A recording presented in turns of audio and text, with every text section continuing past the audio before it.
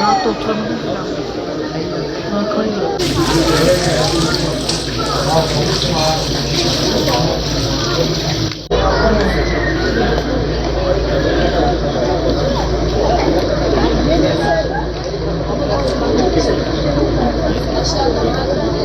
Yani yoksul insanımızın yüzü gülmeli.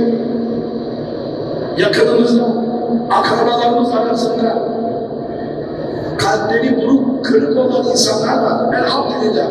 Ramazan ayında raflarımızdan, kılıflarımızdan Kur'an'ı indiriyoruz. Aslında bugünün insanının en büyük sıkıntısı Kur'an'ın bize emrettiği emirlerinden ve yasaklarından uzak bir hayat yaşamaktır.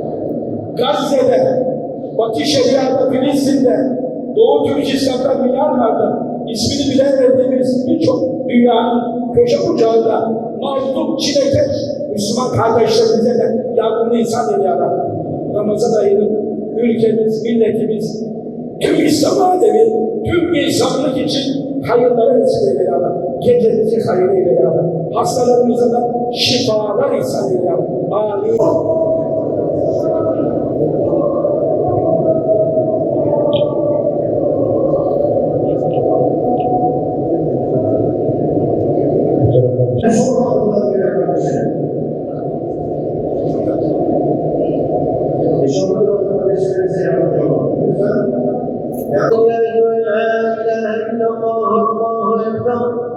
ولا حول ولا قوة إلا بالله العلي العظيم.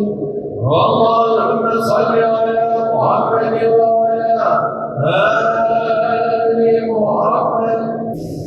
الحمد لله رب العالمين الرحمن الرحيم مالك يوم الدين إياك نعبد وإياك نستعين اهدنا الصراط المستقيم صراط الذين أنعمت عليهم غير المغضوب عليهم ولا الضالين. ربنا وابعث فيهم رسولا منهم يتلو عليهم آياتك ويعلمهم الكتاب والحكمة ويزكيهم إنك أنت العزيز الحكيم. الله أكبر.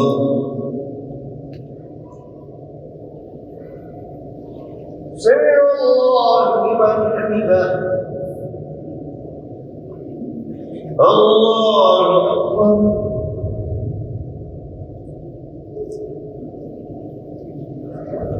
الله أكبر. الله أكبر.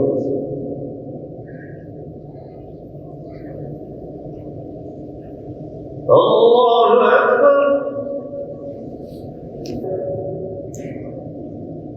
الله أكبر.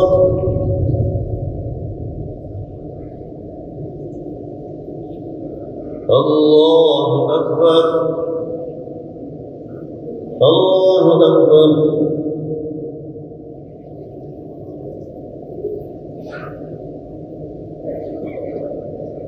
السلام عليكم ورحمة الله.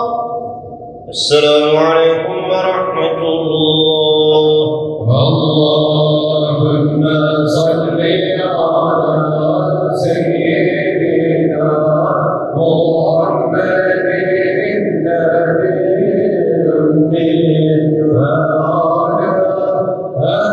آله وصحبه وسلم.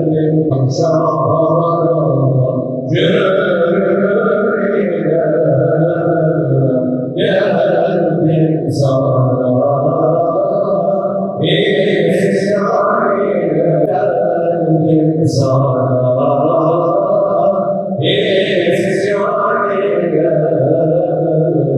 يا الإنسان